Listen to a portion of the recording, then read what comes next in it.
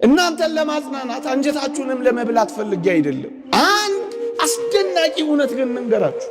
በዚህ ምድር ጠቃሚዎች ሆነን እንኳን ባንጨርስ በሰማዩ የእግዚአብሔር ቤት ግን በጣም ጠቃሚዎች ነው የምንሆነው። ብዙ ዘመናት የማንጠቅም አድርገን ራሳችንን ቆጥረን ይሆናል። ከዚህ በኋላሞ ምን እጠቅማለሁ? ዘመን አልፎብኛል፣ ጊዜ ሄዶብኛል፣ እድሜ ባክኖብኛል፣ ጉልበት አጥቻለሁ፣ ኃይል ከርቶኛል፣ መደመጥ ጠፍቶብኛል፣ ፈላጊ አጥቻለሁ፣ ተትቻለሁ የምንል እንኳን ቢሆን እግዚአብሔር የሚያቅተው ዘመን፣ እግዚአብሔር የማያወጣው መቃብር፣ እግዚአብሔር የማይሰጠው ኃይል፣ እግዚአብሔር ሲመጣ የማይለውጠው ሕይወት እንደሌለ ማሳያ ነው። ዛሬ ልፍስፍስ ልንሆን እንችላለን። ዛሬ የማይገባ ሊሆን ይችላል። ዛሬ ደንዛዞች ናቸው ልንባል እንችላለን። ግን እግዚአብሔር እጆች ከነኮ እመኑኝ እንጠነክራለን። በትላንት ምክንያት ብዙ በቀል ይዛችሁ ይሁን፣ ብዙ ቂም ቋጥራችሁ ይሁን፣ ብዙ ሕይወታችሁን አበላሽታችሁት ይሁን፣ አንዴ ከተበላሸማ ሕይወቴ እንደጀመረ የጨርሰኝ ብላችሁ ሱስ ውስጥ ዝሙት ውስጥ ገብታችሁ ይሁን፣ እድሜ አልፏል፣ ጊዜ ባክኗል፣ ቀኑ የተመቸ አይደለም፣ ሁኔታዎችም አስጠሊታዎች ናቸው። ታዲያ ከዚህ በኋላ እኔ ጠቃሚና ምረባ ሰው ሆናለሁ እንዳትል። በየትኛው ሰዓት እግዚአብሔር ጠቃሚ እንደሚያደርግ አታውቅም።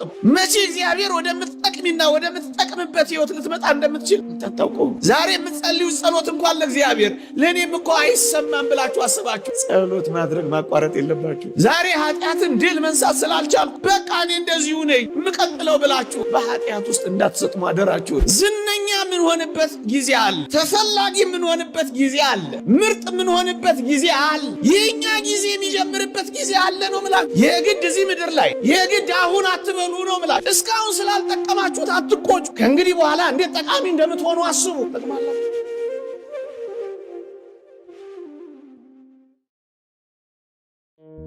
ክርስቲያኖች ሁላችንም እንደምናውቀው የክርስቶስ መስቀል አይጠቅምም የተባለ ነው። ለ300 ዘመናት ጠቃሚ እንዳልሆነ እንዲረጋገጥ በአይሁድ አካባቢ ያሉ ቆሻሻ መጣያዎች ሁሉ ተትተው ለ300 ዘመናት የቆሻሻ መድፊያ ሆኖ ነው የሰነበተው። እንደ ክርስትና ከዚህ የመስቀሉ ታሪክ የምናገኘው ጭብጥ ትምህርት የትኛውም ዘመን ይርዘም፣ በየትኛውም ሁኔታ እንጣል፣ በየትኛውም ምክንያት እንተው፣ አይሆኑም የምንባልም ልንሆን፣ ግን አንድ ቀን እግዚአብሔር የሚጎበኝበት ቀን ሲመጣ አይጠቅምም የተባለው ምናምንቴ እጅግ የሚጠቅም እንደሚሆን እንዳይረሳ። ወገኖቼ ዘመን ሊረዝም ይችላል፣ ጊዜ ሊከርም ይችላል። መታወስ አይደለም መረሳትም የሚለው ቃል ላይገልጸው በሚችለው ሁኔታ ልንረሳ፣ ልንተው፣ ልንጣል፣ ደግሞም ልንደበቅ፣ ደግሞም ልንቀበር፣ ደግሞም አይወጡም አይነሱም ልንባል እንችል ይሆናል። ከዚህ የመስቀሉ ሕይወትና ታሪክ የምንማረው ምንድን ነው ካላችሁኝ፣ እግዚአብሔር አፈር ይሆናል የተባለውን ዕፅ ሳይነካ አፈር ሳይሆን ኃይል ይኖረዋል አይደለም ራሱ ይወጣል የማይባለውን እንዴት ቀይሮ የሚጠቅም እንዳደረገው ተመልከቱ ወገኖቼ። ምንኛ የተስፋ ሰጪ ነው። ብዙ ዘመናት የማንጠቅም አድርገን ራሳችንን ቆጥረን ይሆናል። ከዚህ በኋላሞ ምን እጠቅማለሁ? ዘመን አልፎብኛል፣ ጊዜ ሄዶብኛል፣ እድሜ ባክኖብኛል፣ ጉልበት አጥቻለሁ፣ ኃይል ከርቶኛል፣ መደመጥ ጠፍቶብኛል፣ ፈላጊ አጥቻለሁ፣ ተትቻለሁ የምንል እንኳን ቢሆን እግዚአብሔር የሚያቅተው ዘመን፣ እግዚአብሔር የማያወጣው መቃብር፣ እግዚአብሔር የማይሰጠው ኃይል፣ እግዚአብሔር ሲመጣ የማይለውጠው ሕይወት እንደሌለ ማሳያ ነው። ይህ እንዴት ያጽናናል ወገኖቼ። ስንትም ዘመን ተቀብራችሁ ሊሆን ይችላል። ብቻ እግዚአብሔር ይምጣ እንጂ ከመቃብር እንደሚያወጣ የሚጠቅም እንደሚያደርግ ይሄ ታሪክ አያሳይም? ከእንግዲህ አበቃልኝ የምትሉ እድሜ ሄዶብኛል፣ ሰውነት ክዶኛል፣ አቅም ጠፍቶኛል፣ አሁን እኔ ምን እሰራለሁ? የዚህ ሁሉ ጉድፍ ማጠራቀሚያ የሆንኩ አሁን እግዚአብሔር እኔን ከዚህ ያወጣኛል ወይ ብላችሁ ተስፋ ቆርጣችሁ የሆን ክርስቲያኖች የቱን የሚያክል ጉድፍ መጣያ እንሁን? ግን ወደ እግዚአብሔር ስንመለስ እግዚአብሔር የተቀበረውን ሕይወት የሚሰጥ ጨለማውን የሚያበራ ኃይል የሌለውን ምንኛ ኃይለኛ እንደሚያደርግ ተመልከቱ። ተንቃችሁ ካለ የምትከብሩበት ቀን የሚመጣው ከእግዚአብሔር ጋር ስትሆኑና ስትጠቅሙ በዓይናችሁ ታያላችሁ። የምትጠቅሙ ያደርጋችኋል።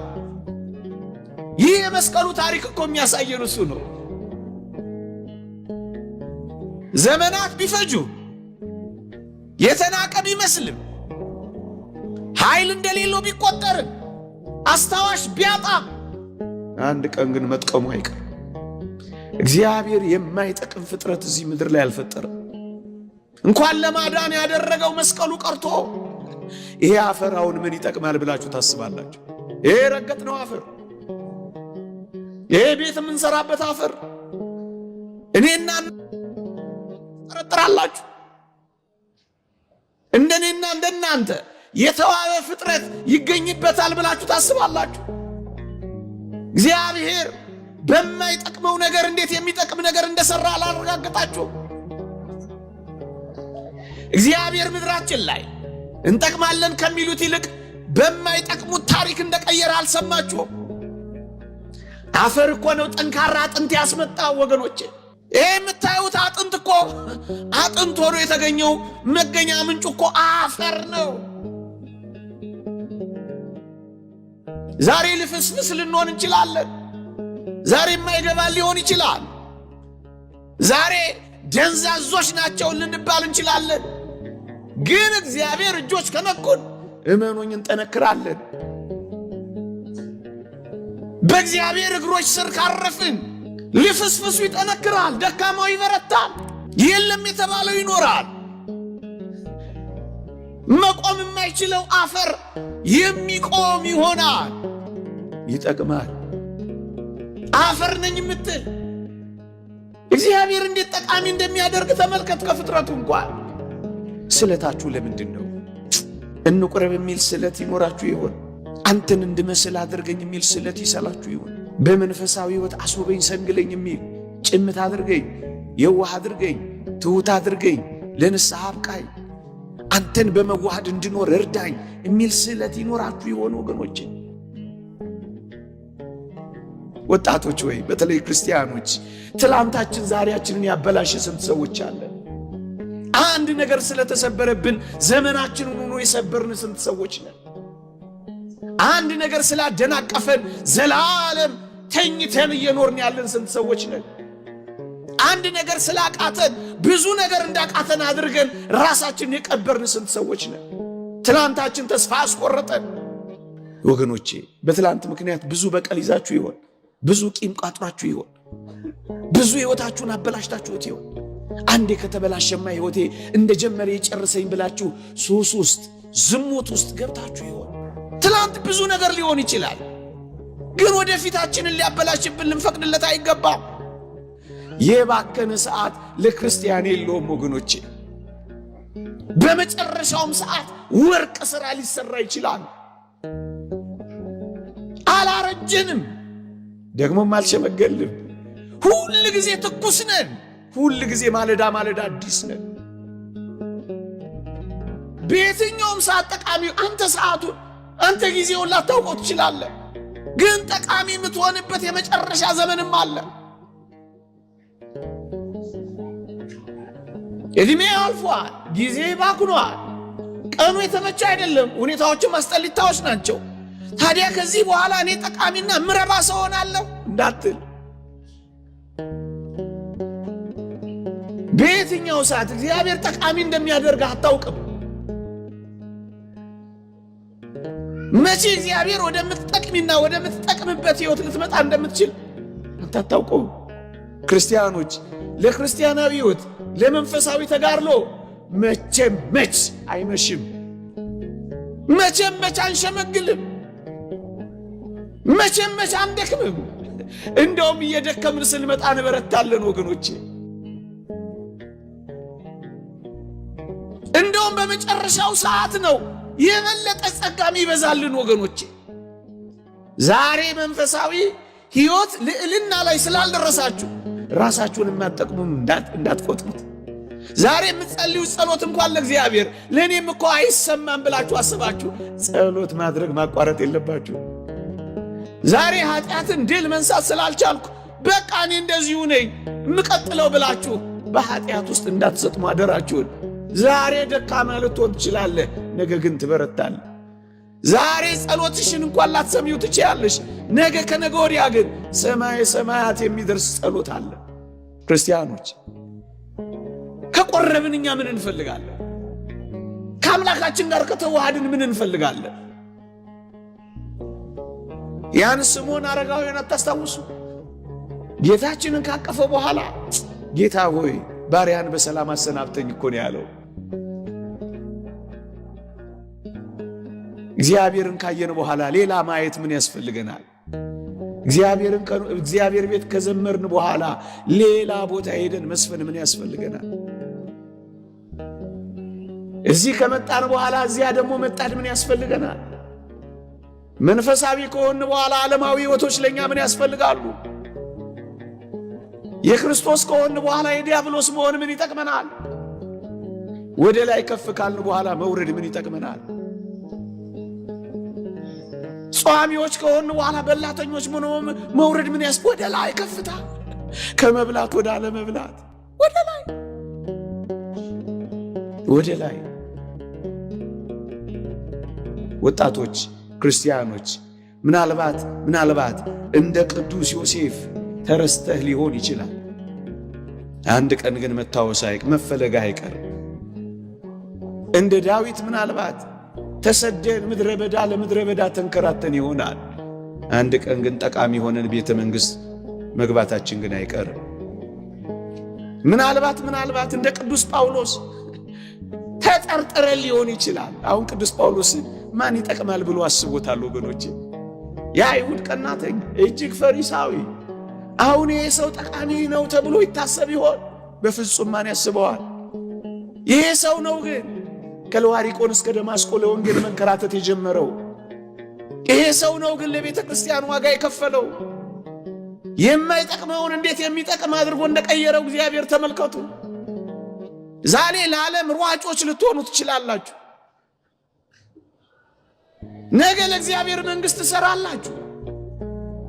ዛሬ ባላችሁ ደካማ ሕይወት አደራችሁን ተስፋ እንዳትቆርጡ።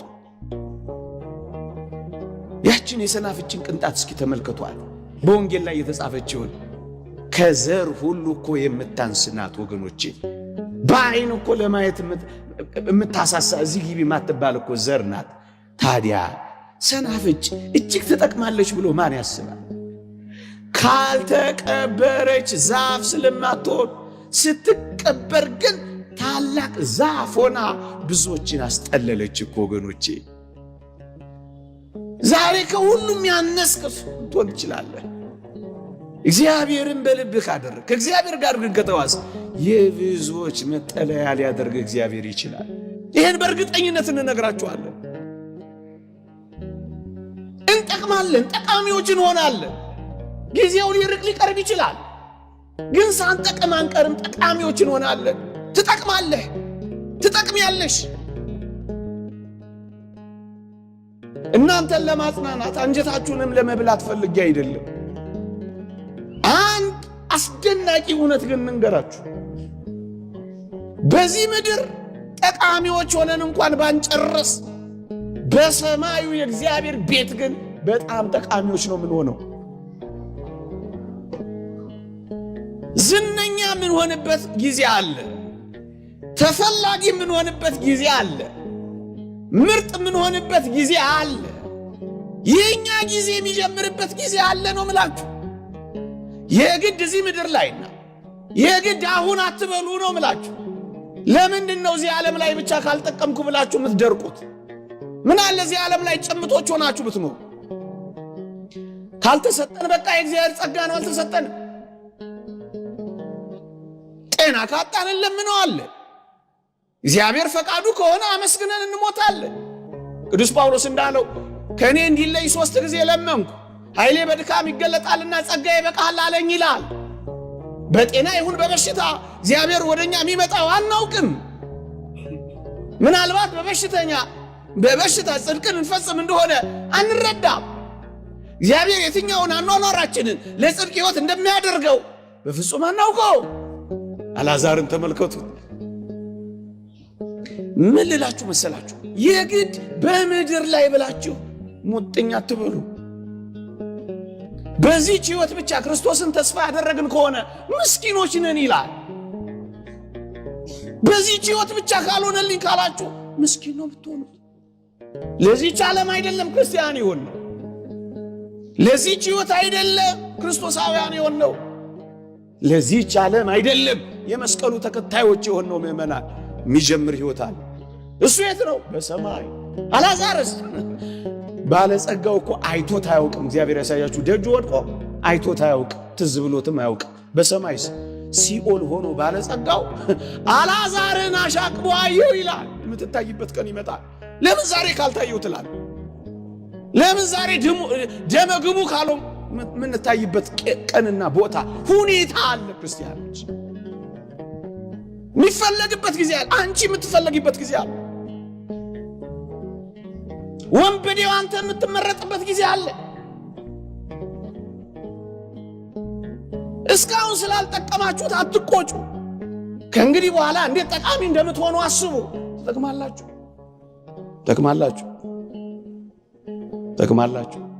እንጠቅማለን። መስቀሉ ቅድስት እሌኒም በመስቀሉም ዙሪያ ያለው በሙሉ የሚያሳየው መጥቀማችንን ብቻ። መቼ፣ እንዴት ባለው ሁኔታ፣ የት ላናውቀው እንችላለን። ግን በእውነት ታግሰን፣ በእውነት ጸንተን፣ በእውነት ከእግዚአብሔር ጋር ኖረን ከሆነ ሳንጠቅም ግን አንቀር፣ እንጠቅማለን። ይቆየን። የእግዚአብሔር ቸርነት፣ የእመቤታችን አማላጅነት፣ የቅዱሳን በረከት ረድኤት አይለየን። አሜን።